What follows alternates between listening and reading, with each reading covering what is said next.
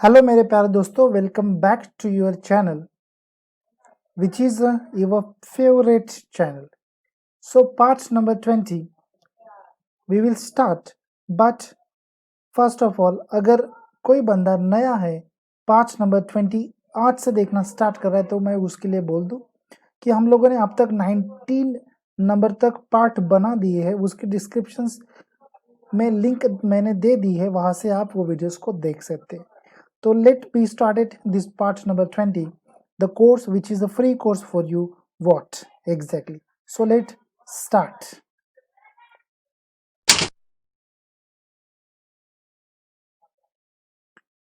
तो चलिए, अब तक हम लोगों ने 95 नंबर तक क्वेश्चंस देखे. मैं और एक बात आप लोगों को मेरे दोस्तों बता दूं कि आज का वीडियो शायद थोड़ा सा लंबा हो सकता है, ज़्यादा नहीं होगा, बस एक 15 मिनट्स तक शायद हो सकता है.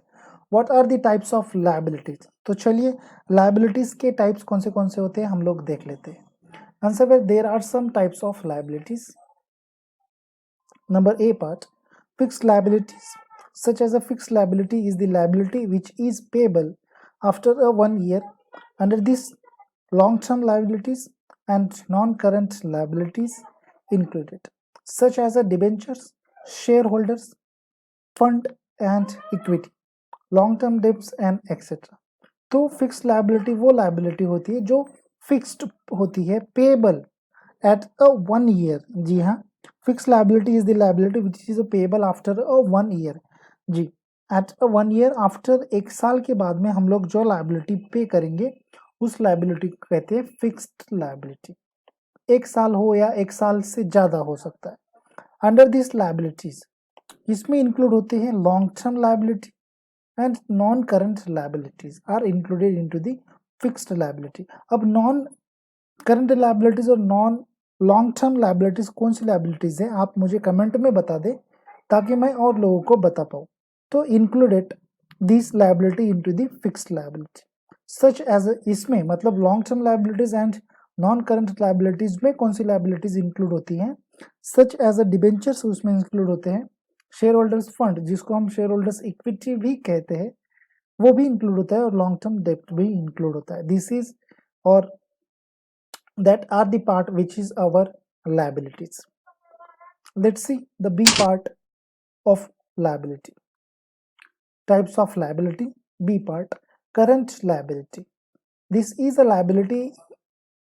Okay, this liability is a better known as a short term liability because of is payable in within the year, such as short-term loans and advances, cash balances, cash dividends payable, accrued expenses, accounts payable, bills payable, into the bracket accrued liabilities is equal to taxes, salaries, wages, interest and etc. जी हाँ, मैं explain कर दूं, कोई बड़ी बात नहीं. B part, अब types of liability. Current liability वो लायबिलिटी होती है जो लायबिलिटी हम लोग एक साल के अंदर में ही पेड कर देते हैं. That should be we to call to them the current liability. This liability is better known as a short term liability, और इसी लायबिलिटी को हम कहते हैं better known as a short term liability because of is a payable in within the year. इसको ऐसा क्यों कहा जाता है? इसके पीछे रीजन है कि ये विद इन द ईयर में पेड की जाती है. That why this is called as a current liability. Such as इसमें आ जाते हैं शॉर्ट टर्म लोन्स आ जाते हैं जो 6 मंथ के लिए लिए हुए रहते हैं, 1 ईयर के लिए लिए हुए रहते हैं, that should B short term loans. And advances भी लिए हुए रहते हैं. तो कैश बैलेंसेस होते हैं, कुछ कैश में हम लोगों ने वहां पर लोन्स लिए रहते हैं, that should be cash balances. Cash dividend payable, तो कैश डिविडेंड पेबल भी होता है कई बार, तो this should be what, this should be a current liability. अगर किसी ने पूछा तो कैश डिविडेंड पेबल क्या है, तो ये एक करंट लायबिलिटी. जी हाँ. अक्रूड एक्सपेंसेस, अक्रूड एक्सपेंसेस वो एक्सपेंसेस होते हैं जिनका मतलब हमें कभी कभी मालूम होता है कि इतना एक्सपेंसेस होने वाला है, उतना एक्सपेंसेस होने वाले हैं, इतनी लायबिलिटीज होने वाली है. जैसे कि यहाँ पर इनटू द ब्रैकेट में मैंने बताया गया है कि accrued liabilities और accrued expenses that are expenses such as salaries, wages, मुझे पता नहीं ना कितना एक्चुअल में होने वाला है. अगर पता है तो अच्छी बात है, बट कभी कभार सैलरीज बढ़ जाती है, घट जाती है, वेजेस बढ़ जाते हैं, घट जाते हैं, बट तो accrued है ना, देना ही तो देना है, तो that should be a current liability. Accounts payable होते हैं, अकाउंट्स पेबल को हम बिल्स पेबल भी कहते हैं. So this is the current liability. Let's see the number C part. Contingent liability. This is the liability which may or may not payable in future, such as guarantees of obligations to others, agreements to repurchase receivables that have been sold, income tax disputes, etc. Contingent liability कहाँ पर होती है? हम contingent liability को कहाँ पर show करते हैं? आप मुझे सिंपल सी एक लाइन में कमेंट करके बताएं कि कंटिजेंट लायबिलिटी सर यहाँ पर शो की जाती है.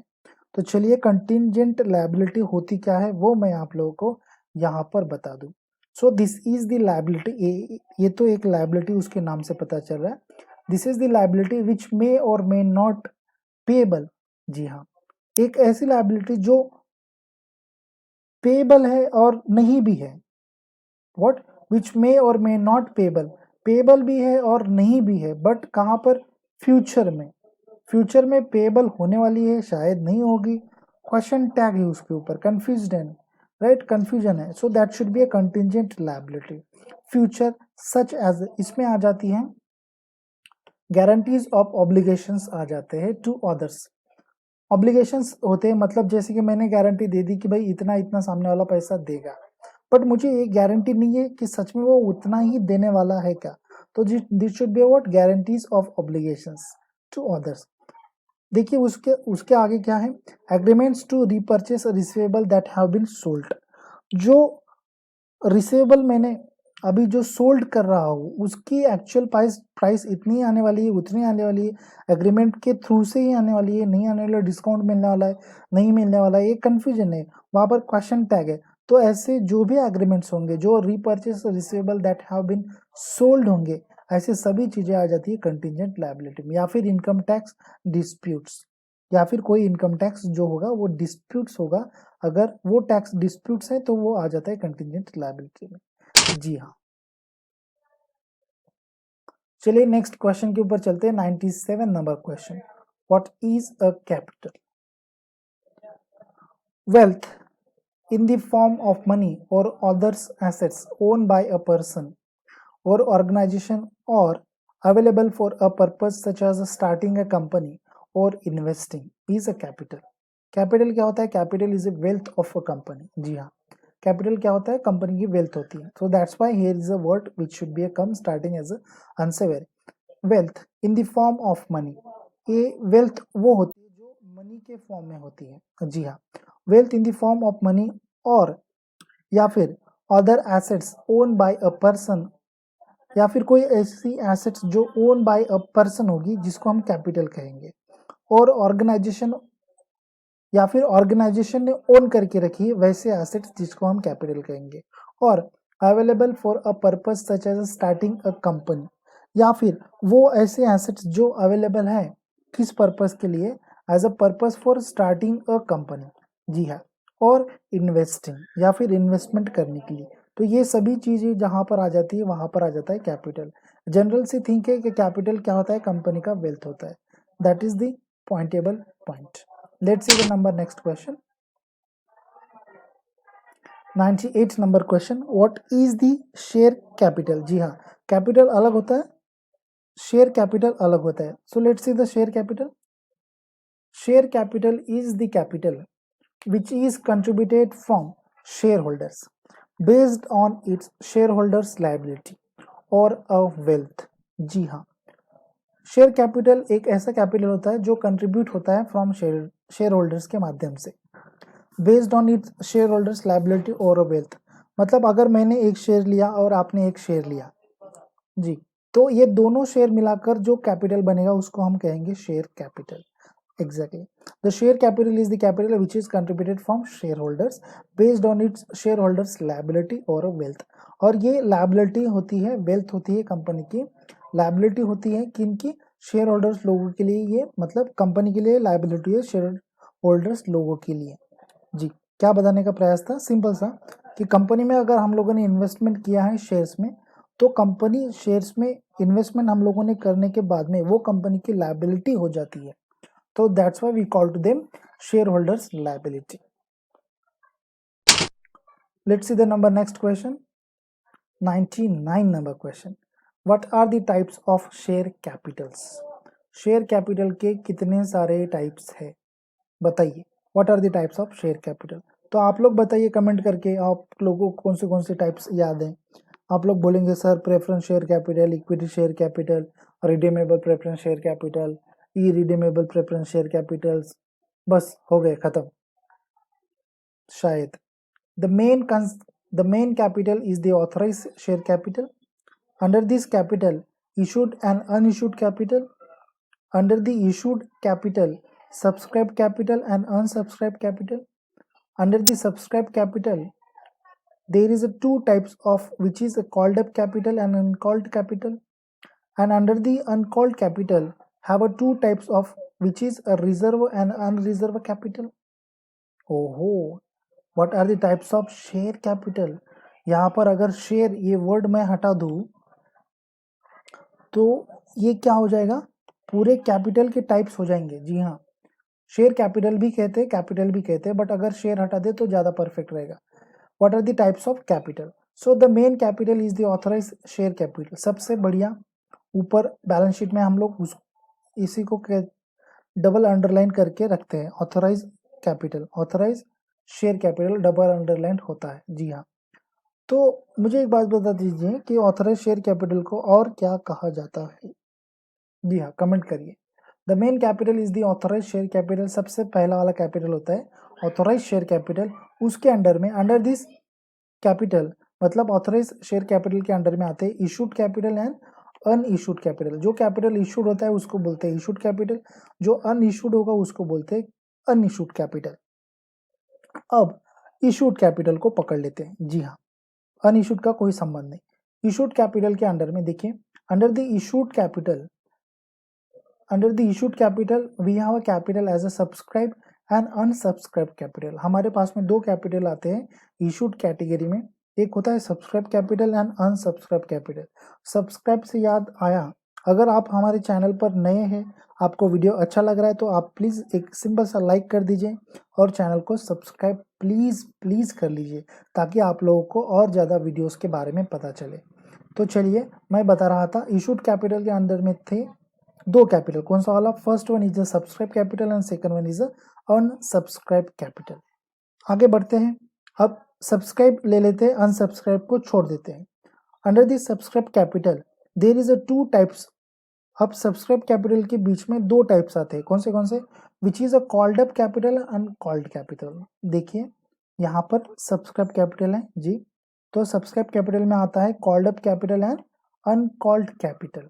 And under the uncalled capital, देखिए अब यहाँ पर क्या है, कॉल्ड अप कैपिटल नहीं लिया है, यहाँ पर लिया है अनकॉल्ड कैपिटल. जी हाँ, uncalled capital. And under the uncalled capital have a two types. कौन से वाले? Which is a reserve and unreserved capital. जी हाँ, uncalled capital जो होता है उसमें दो टाइप्स आते हैं. एक आता है रिजर्व कैपिटल एंड दूसरा आता है unreserve capital. So these are the types of share capitals. आपको वीडियो अच्छा लग रहा है तो एक सिंपल सा लाइक जरूर करें. नंबर लास्ट वाला क्वेश्चन देखेंगे. What is a authorised capital? अब ऑथराइज्ड कैपिटल क्या होता है, तो चलिए देख लेते हैं ऑथराइज्ड कैपिटल क्या होता है. This capital also known as a nominal capital और registered capital. Nominal capital is the amount of share capital which company is authorized to issued by its memorandum of association. The company cannot raise more than the amount of capital as specified in the memorandum of association. जी हाँ, authorise capital वो capital होता है जो registered होता है. कब registered होता है? जब हम लोग कंपनी इस्टेब्लिश करेंगे तब वो by the court of through हम लोग रजिस्टर्ड करते हैं कि हम लोगों के पास में इतना ऑथोराइज कैपिटल है. ऑथोराइज कैपिटल में से हम लोग issued and unissued capital authorise करते हैं. जी हाँ, वो बात अलग होगी, बट यहाँ पर आप सिंपल सा देख रहे हैं authorise capital. This capital also known as a nominal capital. इस कैपिटल को हम लोग क्या कहते हैं? इस कैपिटल का दूसरा नाम है, क्या है दूसरा नाम? इस कैपिटल का दूसरा नाम है nominal capital and registered capital. Why this should be called registered capital? Because of this should be registered on the time of company should be established. That's why we call to them a registered capital. Why we should call to them a nominal capital? Because of this is just a nominal value where should be put it into the bank or where should be put it into the company for the showing the position of the business. This is our authorized capital. That's why we call to them as a nominal capital. So nominal capital जिसी को हम कह रहे हैं authorized capital. Nominal capital is the amount of share capital which company is authorized to issue by its memorandum of association. और ये nominal capital कहाँ पर issued किया जाता है? Authorized किया जाता है कहाँ पर? Memorandum of association. जी हाँ, MOA. इसको क्या कहते हैं? MOA, Memorandum of Association. आप मुझे कमेंट में बताएं कि Memorandum of Association होता क्या है. The company cannot raise more than the amount of capital as specified in the memorandum of association. और कंपनी को ये हक नहीं है कि मेमोरेंडम ऑफ एसोसिएशन में जितना स्पेसिफाइड किया गया है उससे ज़्यादा वो इशूड नहीं कर सकती. That should be a pointable note to here. So this is the authorise capital. चलते हैं नेक्स्ट पर. What we learn today. तो इसलिए हमने कहा था कि आज का थोड़ा सा वीडियो लंबा हो सकता है. नंबर फर्स्ट क्वेश्चन पार्ट बोलेंगे. Number first question, what are the types of liabilities हमने देखा. व्हाट इज द कैपिटल हमने देखा. What is the share capital भी हमने देखा. What are the types of share capital ये भी हमने देखा. And the last one, what is authorised capital. Thank you so much my dear friends कि आप लोगों ने 100 क्वेश्चंस हमारे इस फ्री कोर्स के देख लिए. मैं उम्मीद करता हूँ कि आपने सारे सवालों के जवाब ठीक से पाए होंगे. यदि अगर नहीं पाए हैं और आप चाहते हैं और भी कुछ सवालों के जवाब हमसे पाना तो हमें कमेंट ज़रूर कर दे दोस्तों. जी हाँ दोस्तों, कमेंट करके जाइएगा. कमेंट करने के बाद में हमें पता चलता है कि आपको और भी सवाल के आंसर्स लेना है, सीखना है या नहीं सीखना है दोस्तों. तो चलिए यहाँ पर मैं रुकता हूँ. थैंक यू सो मच कि भाई आपने 100 क्वेश्चंस देखे. आगे और भी क्वेश्चंस हमारे पढ़े हैं, आगे और भी क्वेश्चंस हमें देखना है दोस्तों. तो see you guys, have a good day, bye bye, take care.